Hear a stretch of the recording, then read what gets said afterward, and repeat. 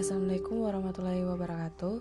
Kembali lagi kita ke pembelajaran pertama di semester genap tahun pembelajaran 2020-2021.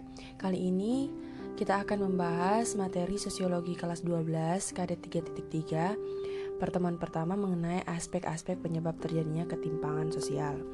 Jadi kompetensi dasar dalam KD ini adalah peserta didik mampu memahami faktor penyebab ketimpangan sosial dan pertautannya dengan perubahan sosial di tengah-tengah globalisasi. Nilai karakteristik yang ditanamkan adalah regionalitas, kemandirian dan gotong royong, menumbuhkan sikap ingin tahu, bertanggung jawab serta menimbulkan kemampuan berpikir kritis, kreatif dan menyampaikan pendapat, menjawab pertanyaan, memberi saran dan kritik. Peserta didik diharapkan mampu mendeskripsikan aspek-aspek penyebab ketimpangan sosial pada aspek ekonomi. Berikut adalah contoh dari gambaran ketimpangan sosial yang sering terjadi dan yang sering kalian temukan di kehidupan kalian sehari-hari. Bisa kalian lihat ini gambar-gambarnya. Jika kalian mengamati dengan jelas gambar yang ditampilkan tadi, jelas bahwa ini merupakan salah satu perbedaan yang sangat signifikan. Nah, apa sih ketimpangan sosial itu? Nah, ketimpangan sosial adalah perbedaan kelas sosial akibat adanya ketidakseimbangan dalam kehidupan masyarakat. Nah, di dalam era globalisasi sekarang, kita bisa mengakses internet kan? Jadi kita bisa melihat kehidupan di luar yang tidak hanya ada di sekitar kita.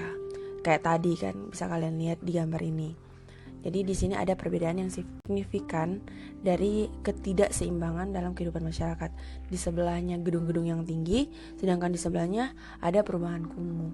Nah, itu merupakan salah satu contoh dari ketimpangan sosial. Nah, kita akan bahas lebih lanjut lagi. Nah, berikut ini beberapa faktor penyebab terjadinya ketimpangan sosial ekonomi yang ada di Indonesia. Nah, di sini ada kebijakan pemerintah yang tidak adil, persebaran penduduk, lapangan pekerjaan, kemiskinan, fatalisme, rendahnya tingkat aspirasi, rendahnya kemampuan mengejar sasaran, kurang melihat kemajuan pribadi, perasaan ketidakmampuan, perasaan selalu gagal, dan menilai diri negatif. Nah, masing-masing akan kita bahas di slide selanjutnya. Nah, ketimpangan sosial ini terjadi dalam kehidupan masyarakat seperti dijelaskan tadi, terjadi karena ketidakseimbangan dalam kehidupan masyarakat. Nah, ketidakseimbangan ini karena adanya perubahan jumlah penduduk. Nah, kalau di negara berkembang seperti negara Indonesia, jumlah penduduknya itu bukan jumlah penduduk yang semakin lama semakin rendah, tetapi justru sebaliknya, jumlah penduduk makin tiap tahun makin naik. Selanjutnya, apa sih faktor penyebab ketimpangan sosial di bidang ekonomi? Nah, salah satunya yaitu kebijakan pemerintah yang tidak adil. Mengapa dikatakan demikian? Karena pemerintah lebih berfokus untuk membangun daerah perkotaan atau pulau-pulau yang lebih besar dengan anggapan bahwa daerah-daerah tersebut dapat berpotensi untuk menghasilkan pemasukan yang tinggi bagi negara. Namun, pemerintah mengabaikan daerah-daerah yang terpencil, sehingga terjadilah ketimpangan sosial antara daerah-daerah perkotaan dan daerah yang terpencil. Daerah perkotaan semakin pesat, semakin memperoleh fasilitas yang memadai, pendapatan yang tinggi, dan kesejahteraan penduduknya lebih baik. Nah, berbeda dengan daerah terpencil yang kondisinya makin tertinggal dan membuat fasilitas yang didapat tidak memadai. Pendapatan daerah pun rendah, serta kesejahteraan penduduk pun akhirnya sangat memprihatinkan. Nah, itu merupakan salah satu kebijakan pemerintah yang tidak adil, sehingga menimbulkan ketimpangan sosial di bidang pembangunan negara. Faktor penyebab ketimpangan sosial selanjutnya adalah persebaran penduduk. Persebaran penduduk di Indonesia yang masih tidak begitu merata dilihat dari banyaknya penduduk yang lebih banyak menghuni Pulau Jawa dibandingkan pulau-pulau lainnya seperti Pulau Sumatera, Pulau Kalimantan. Nah, hal ini disebabkan karena anggapan bahwa Pulau Jawa itu sebagai pusat pemerintahan, sehingga orang-orang atau sejumlah penduduk itu bermigrasi ke Pulau Jawa. Sehingga mengakibatkan orang-orang yang bermigrasi ini ketika pindah sesampai di Pulau Jawa itu tidak memiliki tempat tinggal.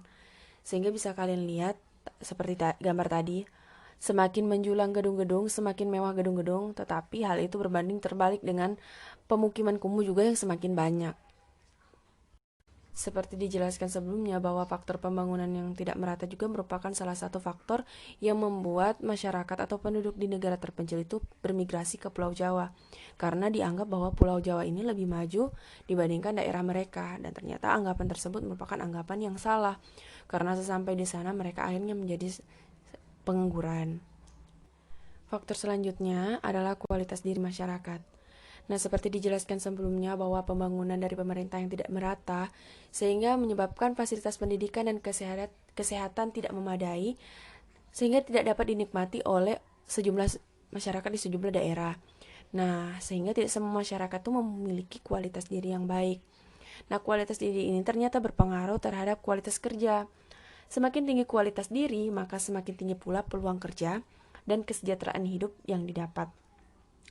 Sehingga kualitas diri itu sangat berpengaruh terhadap ketimpangan sosial yang terjadi. Nah, kualitas diri itu tidak hanya dilihat dari pandangan secara umum dengan menyalahkan pemerintah, tetapi itu juga bisa didasari dalam diri kita. Jadi sifat malas kita akan berpengaruh terhadap kualitas diri kita juga. Nah, sifat malas ini membuat orang-orang enggan menerima perubahan dan tidak mau untuk belajar dan meningkatkan kualitas diri, sehingga ketika kita biarkan kita akan malas terus, maka kualitas kita akan semakin tertinggal. Nah, ini merupakan salah satu masalah terbesar yang sering kita hadapi yang ada di negara kita sendiri ini, di Indonesia.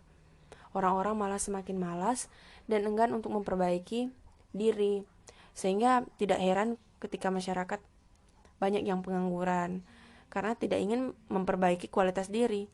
Nah, biasanya perusahaan-perusahaan itu menerima orang dengan keterampilan atau skillnya. Tetapi jika kita hanya diam-diam diri saja dan bermalas-malasan, kita tidak akan mendapatkan pekerjaan juga. Nah, sehingga terjadilah ketimpangan sosial. Selanjutnya lapangan pekerjaan. Nah, di Indonesia sendiri lapangan kerja itu semakin sulit untuk didapatkan. Jadi semakin banyak orang menganggur karena lapangan pekerjaan itu juga semakin lama semakin sedikit. Susah orang cari kerja zaman sekarang kan, katanya seperti itu. S1 berhamburan, misalnya orang selesai kuliah, terus dia habis itu mau cari kerja tapi susah untuk mendapatkan pekerjaan. Itu merupakan salah satu bentuk atau gambaran bahwa lapangan pekerjaan itu sangat sulit untuk didapatkan walaupun kita sudah menempuh jenjang kuliah. Nah, meningkatkan lapangan pekerjaan ini bisa menjadi solusi untuk mengatasi ketimpangan sosial ini. Sehingga cara mengatasi masalah pengangguran juga itu dapat ditangani dengan meningkatkan lapangan kerja. Nah, ketika lapangan kerja dibuka dengan luas juga, tentunya harus dibarengi dengan skill ya, seperti dijelaskan tadi. Kemudian kemiskinan yang merupakan salah satu faktor penyebab terjadinya ketimpangan sosial. Nah, namanya kemiskinan sudah sangat tidak asing lagi di negara kita. Jadi kemiskinan ini membuat masyarakat sulit mendapatkan kesejahteraan hidup yang layak. Sehingga masyarakat yang mengalami kemiskinan akan mengalami ketimpangan sosial ekonomi dengan masyarakat yang lebih kaya. Nah, hal itu bisa kita kaitkan dengan penjelasan yang di atas tadi, bahwa kemiskinan itu juga disebabkan karena kualitas pribadi yang rendah. Jadi ketika kita beranggapan bahwa kemiskinan ini merupakan takdir, sebenarnya tidak seperti itu. Jika kita ingin merubah diri kita menjadi lebih baik, meningkatkan kualitas diri kita dengan belajar, kita bisa kok keluar dari lubang kemiskinan itu. Hal ini sejalan dengan faktor penyebab terjadinya ketimpangan di bagian fatalisme itu yang ada di slide ke-7. Nah, fatalisme ini merupakan kondisi atau keadaan di mana masyarakat itu mudah sekali menerima nasib atau kenyataan hidup. Sehingga apapun kondisi kehidupannya, mereka memandang bahwa ini merupakan takdir Tuhan yang harus dijalani dengan sepenuh hati. Padahal pola pikir seperti itu seharusnya dihilangkan, karena hal itu berdampak buruk terhadap kesempatan-kesempatan yang diberikan terhadap kehidupan kita. Orang miskin beranggapan bahwa ini harus dijalani tanpa kita harus mengubahnya. Nah, pandangan-pandangan tersebut harus dihilangkan dalam diri kita, dalam pola pikir masyarakat di Indonesia ini. Karena masyarakat juga harus membuka wawasan agar memiliki pemikiran bahwa kita harus berubah, kita harus maju, kita harus mengubah kondisi kita ini. Nah, hal ini bertujuan akhirnya kualitas diri kita itu meningkat dari segi pendidikan, ekonomi, dan masyarakat tuh harus mampu dan mau mengubah nasib untuk menuju kehidupan ke arah yang lebih baik. Nah, itu harus dihilangkan juga dengan rendahnya aspirasi kayak minder lah, kemudian rendahnya kemampuan kita untuk mengejar target atau mengejar sasaran. Kita jangan hanya duduk di tempat ini saja begitu. Kita harus maju dan membuat kehidupan kita itu lebih layak. Perasaan-perasaan tidak mampu, perasaan-perasaan selalu gagal, dan menilai diri itu negatif akan membuat aura-aura negatif itu menjalar di diri kita dan kita akan seperti ini terus gitu. Sehingga perlunya untuk berpikir positif dan bertekad untuk melanjutkan kehidupan kita untuk menjadi orang yang lebih baik. Oke, sekian dulu pembelajaran kita mengenai aspek-aspek penyebab terjadinya ketimpangan sosial. Insya Allah kita bisa bertemu lagi di pembelajaran selanjutnya. Tetap sehat, tetap jaga imun, dan semoga kita selalu diberikan kesehatan dan selalu dijaga dari virus COVID-19. Tetap pakai masker ya.